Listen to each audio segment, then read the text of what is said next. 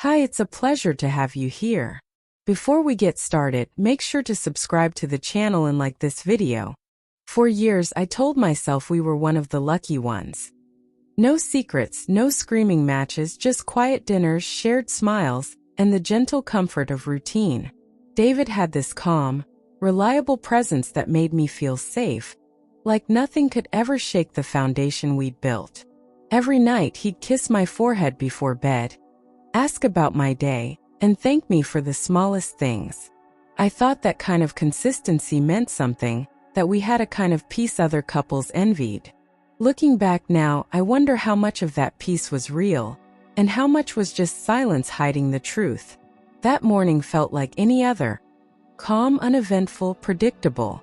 David got dressed in his usual navy blue suit, sipping his coffee in silence as I packed his lunch and handed him his briefcase.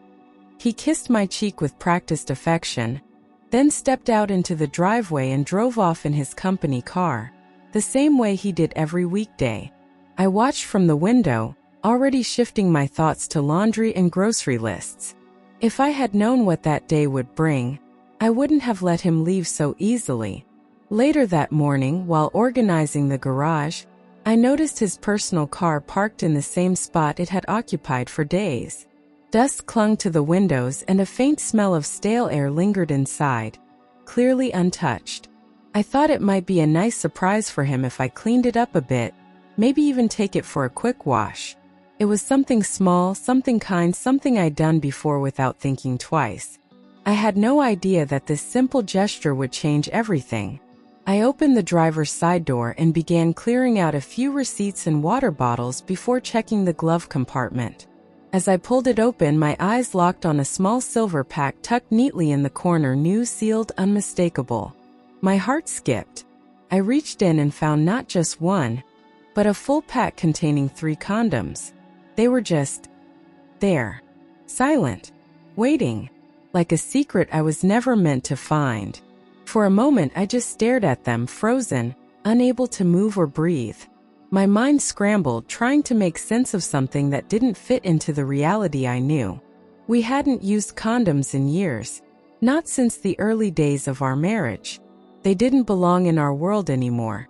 And yet, there they were, hidden in his car like a message he never intended me to read. My stomach twisted.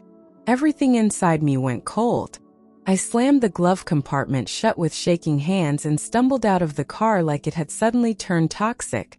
My knees felt weak, and I clutched the edge of the garage wall to steady myself, trying to catch my breath. I couldn't think.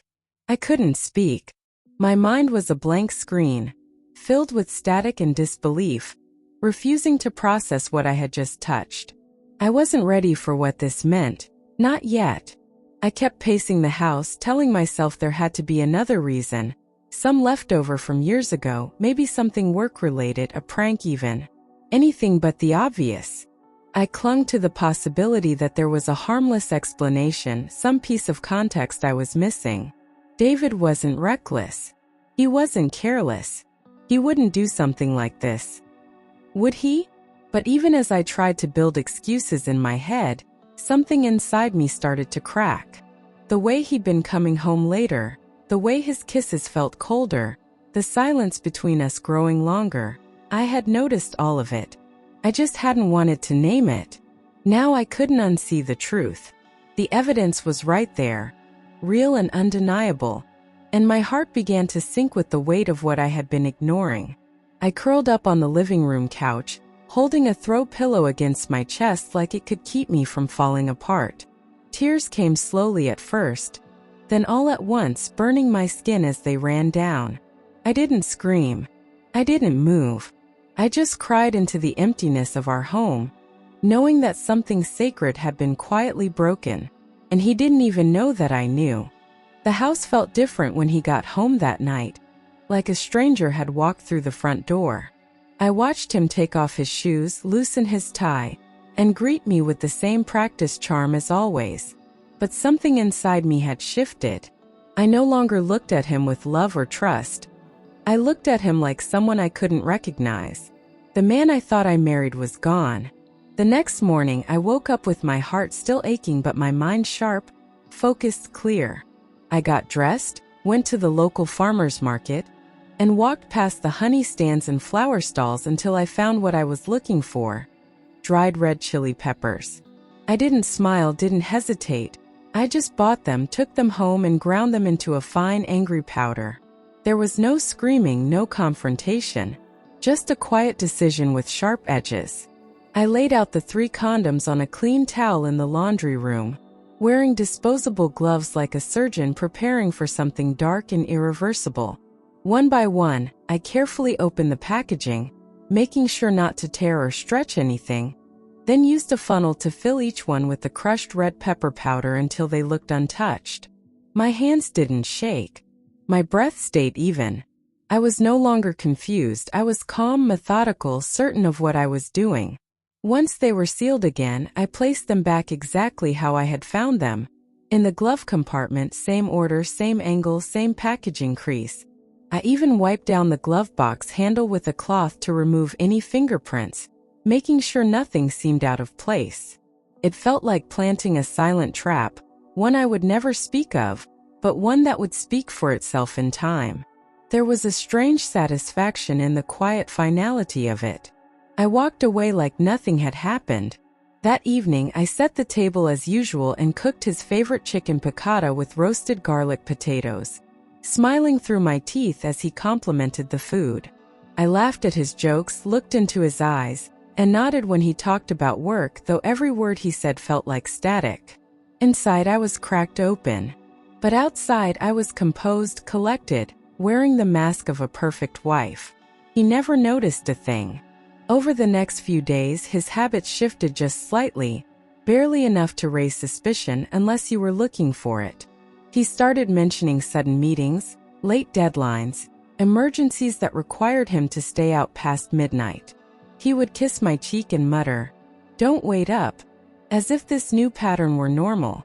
But I noticed the way he avoided eye contact when he said it. I noticed everything now. His absences stretched from hours to full evenings, and sometimes entire nights, always brushed off with a vague excuse and a quick shower when he got home. His phone never left his pocket. He stopped asking me about my day. And though he still performed the rituals, hugging me, saying, "I love you," they had lost all weight, all warmth. The distance between us had grown into a canyon neither of us acknowledged. One night, something in me snapped. I grabbed my coat, got into my car, and followed him at a distance, heart pounding with every turn. He didn't go to the office like he said. He drove past the city, down a quiet road that led to a cheap motel tucked behind a gas station. I parked far enough away to not be seen and watched as he got out, smoothed his hair, and waited by the door. When she arrived, my blood ran cold. I recognized her immediately, Emily, the petite blonde from his department who'd come to our Christmas party last year with her own husband. She smiled as she walked up to him, hugged him like she'd done it 100 times, then followed him into the room without hesitation. My hands tightened around the steering wheel. It wasn't just an affair. It was a betrayal multiplied, hers against her husband, his against me. As I sat in that dark parking lot, headlights off, the full weight of it hit me. They had both looked so casual, so comfortable, like this was a routine, not a mistake. He had lied to me with the ease of someone who'd done it many times before, and she had betrayed a man who had once shaken my hand at a work barbecue. I wasn't just mourning a broken marriage. I was staring at 2 people who had destroyed 4 lives. I drove home in silence, tears running down my cheeks, but no sobs, no words, just quiet fury. I didn't confront him that night, didn't mention the motel or the woman or the lies. I kissed him goodnight when he walked through the door like I always did. And he didn't suspect a thing. Because I knew something he didn't. I knew his day of reckoning had already been set in motion. A week later, on a warm Saturday afternoon, he stepped out of the house wearing his dress shoes and that expensive cologne he never used around me. He said he was going to a last-minute work meeting downtown, though his voice had that rehearsed flatness I'd grown used to. I watched from the kitchen window as he got into his car and drove away, certain he was walking straight into the fire. I didn't stop him. I just waited. That night, just after 11 p.m., my phone lit up with a number I didn't recognize. I almost let it go to voicemail, assuming it was spam, but something in my gut told me to answer. I pressed the green button and brought the phone to my ear, bracing for the sound of his voice. Instead, I heard panic, raw, frantic, and female. It took only seconds for me to realize who it was. It was her, Emily, her voice high-pitched and trembling, almost incoherent as she tried to get the words out. "Something's wrong with him," she kept repeating.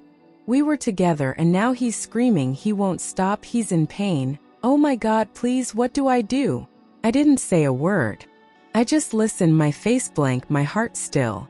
The trap had been triggered. She sobbed as she explained how, minutes after they finished, he started writhing on the motel bed, clutching himself, screaming that it burned, that it felt like fire. "It's bad," she cried. "It's really bad, I think he's going to pass out." My silence only seemed to make her more frantic. But I had nothing to say, nothing to offer. He was reaping exactly what he had sown. She told me they'd rushed him to there, half-dressed and barely able to walk, his face flushed with pain and humiliation. They had to explain what happened to nurses, to doctors, to everyone in that brightly lit hallway under sterile lights. No one was kind. No one pretended it was normal.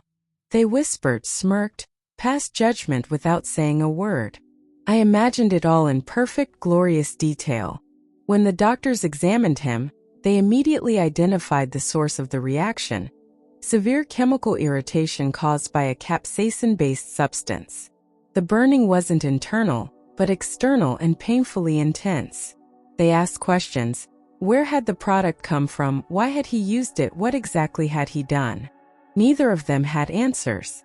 There was no medical fix, only time and cold compresses. And shame. By Monday, the story had already spread beyond the hospital. Someone who worked the ER night shift told someone in billing, who told someone in HR, who told someone at the office. It didn't take long before it reached the entire company. Though no one said it out loud, it spread like wildfire, through whispers and glances, through laughter stifled behind coffee mugs. Everyone knew. At work, David walked into rooms where conversations suddenly stopped and people looked away, smirking. Emily couldn't even show her face in the break room without feeling eyes on her.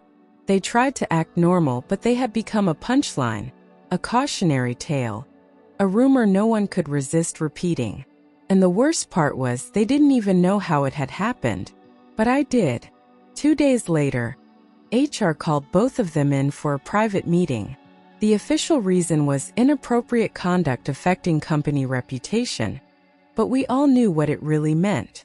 Their relationship was no longer a secret, and the scandal had become too much for the company to ignore. They walked out of that building for the last time, carrying boxes in shame. No goodbyes. No dignity. Just weeks earlier, David had been respected, admired even by his team, his peers, his supervisors.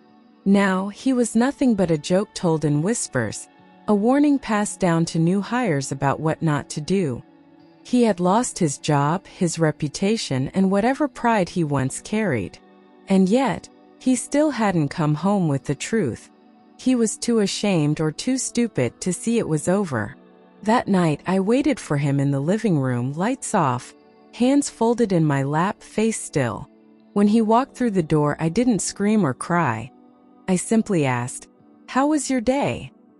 His shoulders tightened, his eyes flickered, and for a moment he tried to lie. But when I asked him if there was anything he wanted to confess, the silence between us said more than words ever could. Cornered and exhausted, David finally looked at me with hollow eyes and admitted what I already knew. He had been seeing Emily for a few months, though I could tell by his voice it had been longer. He said it started as flirtation, then escalated quickly, that he didn't mean for it to happen. I didn't ask for details, I didn't want them. All I wanted was to hear him say it out loud, to destroy the last illusion we had left. As if the affair wasn't enough, I found out he had been using our joint bank account to pay for dinners, hotel rooms, and even a weekend getaway he had lied about. He had taken money from the life we built to fund the fantasy he built with her. The betrayal wasn't just emotional. It was financial, calculated, and cold. I pulled up the bank statements and showed him every charge. He didn't deny a single one. I felt nothing but a numb, icy rage. No screaming, no tears, just an unbearable stillness that scared even me. I realized there was nothing left to fight for. No marriage to salvage, no us to protect. I looked at the man sitting in front of me and saw a stranger with my husband's face. He didn't deserve another conversation, much less forgiveness. The part of me that had once loved him was gone. I found Michael's number in an old group text from a company event and stared at it for an hour before dialing. He answered with confusion in his voice, still unaware of what had really happened. I introduced myself, took a deep breath, and told him everything calmly, directly, with no cruelty but no mercy either. I didn't want revenge. I just believed he deserved the truth too. Michael went silent for a long time after I finished speaking, and for a moment I thought he had hung up. Then quietly, his voice broke as he whispered, "I had no idea." He asked me a few questions, nothing invasive, just enough to confirm what he feared. Then he thanked me, not for ruining his life, but for not hiding the truth from him like they had. We were both casualties of the same war.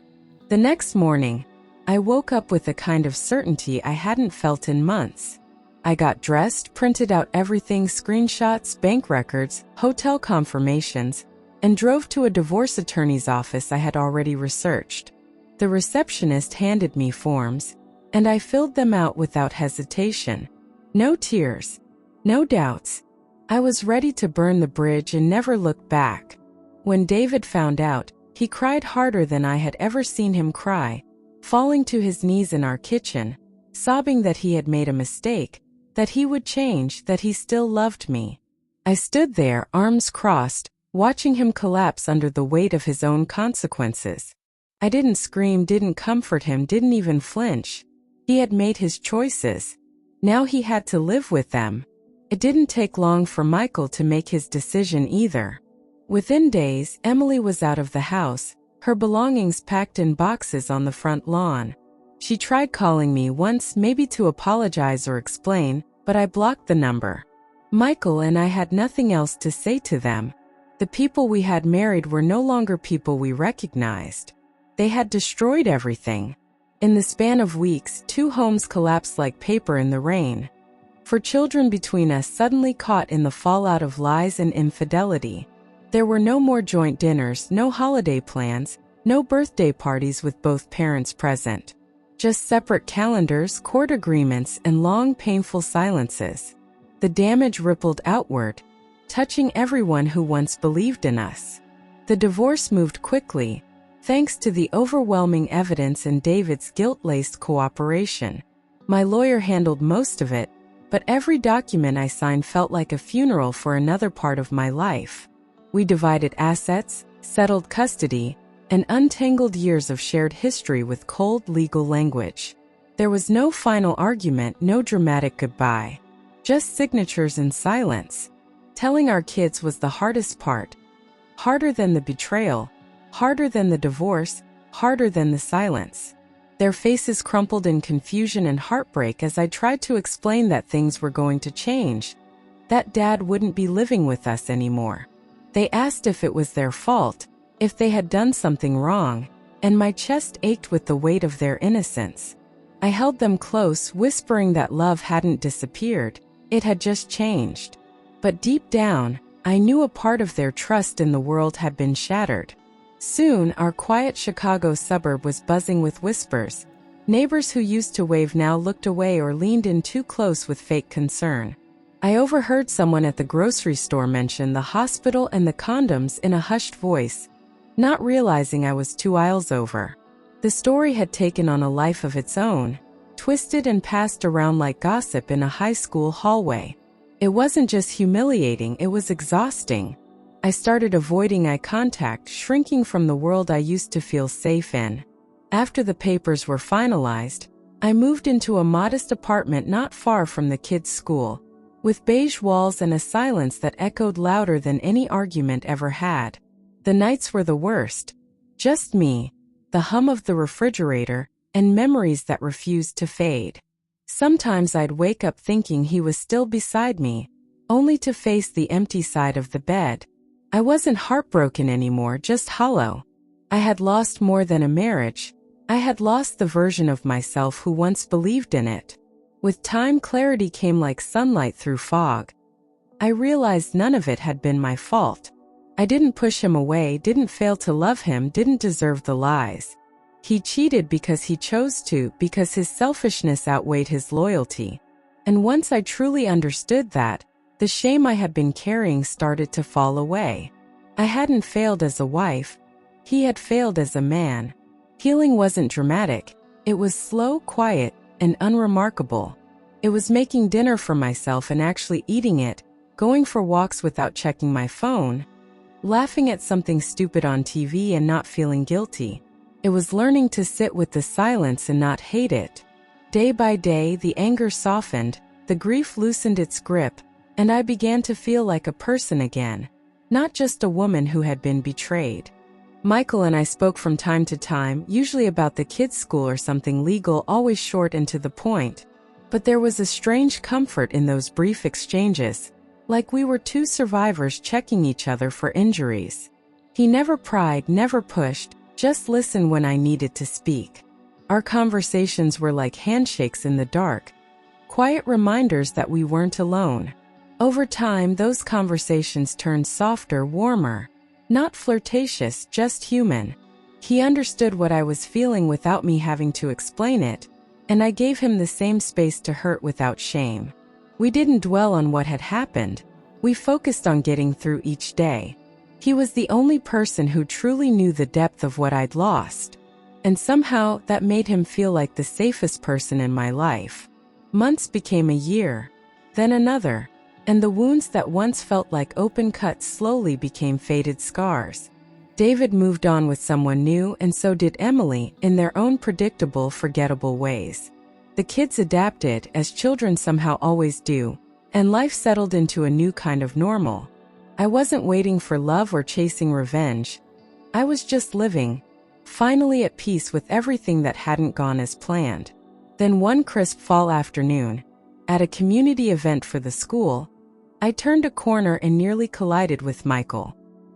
He was holding a paper cup of cider, wearing a tired but genuine smile, and for a second everything around us faded.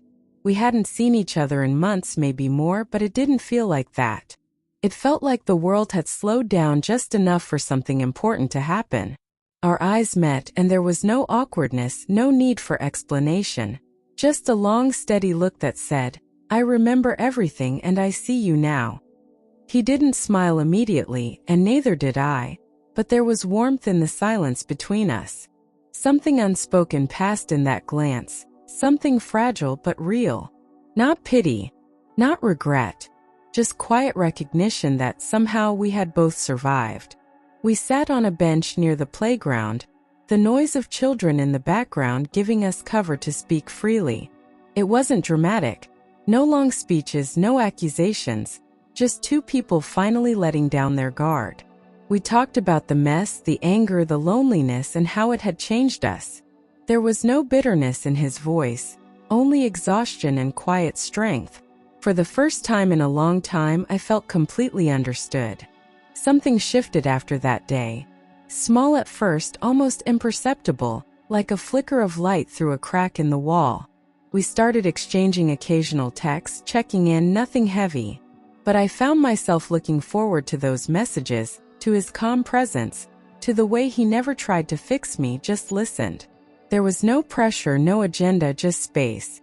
And slowly, trust began to grow in soil I thought was dead. We started meeting for coffee now and then, always casual, always in public, careful not to rush anything. There were no declarations, no plans, just conversation and quiet companionship. It felt natural, like something building not out of passion or desperation, but from something deeper. We had both been burned, and neither of us wanted to jump into another fire. But even so, the warmth between us was undeniable. Week by week, what started as cautious friendship turned into something steadier. We laughed more. We shared stories about our kids, about the strange, disorienting process of starting over. He'd tell me when something reminded him of the past, and I'd nod, knowing exactly what he meant. There was no need to impress or pretend. We were real with each other in a way we had never been with our former spouses. One evening, as we left a small bookstore cafe, he reached for my hand without thinking. It was a small, instinctive gesture, and for a moment I froze. Then I looked at him, really looked, and I didn't pull away. His touch wasn't demanding, just present, grounding. I felt something I hadn't felt in years, safe. Not with the world, but with one person standing quietly beside me. That night I lay awake, staring at the ceiling, feeling both excitement and fear ripple through me. Could I really trust again? Was I opening myself to another heartbreak? Or was this something different? I replayed his words, his eyes, that gentle silence between us. I'd spent so long protecting myself that vulnerability now felt dangerous. But even so, I knew I wanted to try. We didn't make any announcements, didn't tell anyone. We just kept showing up for each other. Little by little, we built something new. Not rushed, not perfect, but real. Dinners with the kids, long walks, quiet weekends. There were moments of doubt, of course, but they passed quickly, softened by patience and understanding. What we had wasn't born out of revenge. It was something entirely our own. This love was quieter than before, less about butterflies and more about solid ground. We both knew what it meant to be lied to be left behind, so we held each other with a different kind of care. We didn't promise forever, we promised honesty. And somehow that meant more. We had learned what love shouldn't be, and now we were slowly discovering what it could be. One afternoon, sitting on his porch while the kids played in the yard, we made an unspoken decision. We would never talk about them again. No more mentions of David or Emily. No more digging into the wounds. We had carried the pain long enough. It was time to let it go, to stop feeding ghosts. The past would always be there, but it no longer controlled the story we were writing. It still amazed me how something so devastating could lead to something so unexpectedly right. We hadn't planned for this. We had simply survived long enough to find each other. Fate didn't fix what was broken, but it gave us a second chance to build something better from the pieces. I used to think justice meant punishment. Now I realized it meant peace. Looking back, I don't regret how it ended. I regret only how long I stayed blind to the truth. But even pain, when faced fully, becomes a kind of teacher. I learned that love without honesty is just decoration, and loyalty isn't proven by vows. It's proven by choices made when no one is watching. What broke me also built me, slowly, painfully, but completely. And in the quiet aftermath, I finally found myself. My home is smaller now, simpler, but filled with a peace I never knew I needed. There's no tension in the air. No waiting for footsteps that arrive too late. No smiles that hide other lives. The silence used to hurt, but now it heals. I light a candle in the evening, pour a glass of wine, and feel content. Not because everything went right, but because I survived what went wrong. For years, I thought being strong meant holding the family together at all costs. I didn't realize that true strength sometimes means letting go, walking away, choosing yourself. I don't recognize the woman I was back then. Too quiet, too trusting, too willing to overlook what was right in front of her. But I admire her, because even in her heartbreak, she still found a way to rise. I no longer hate David. I no longer think about Emily with rage. They are what they are, flawed, weak, selfish. But I'm no longer their prisoner. Forgiveness doesn't mean welcoming them back. It means setting myself free from their shadow. They don't exist in my future, and they no longer define my past. I took that power back. More than anything, I want my children to grow up knowing that love is not supposed to hurt. I tell them often, you deserve respect, honesty, and kindness, not just affection. I don't sugarcoat what happened, but I don't poison them with bitterness either. They saw what pain looked like, but they also saw what healing looks like. That is the legacy I leave them. There are still hard days. Anniversaries, birthdays, school events where the absence of a complete family stings.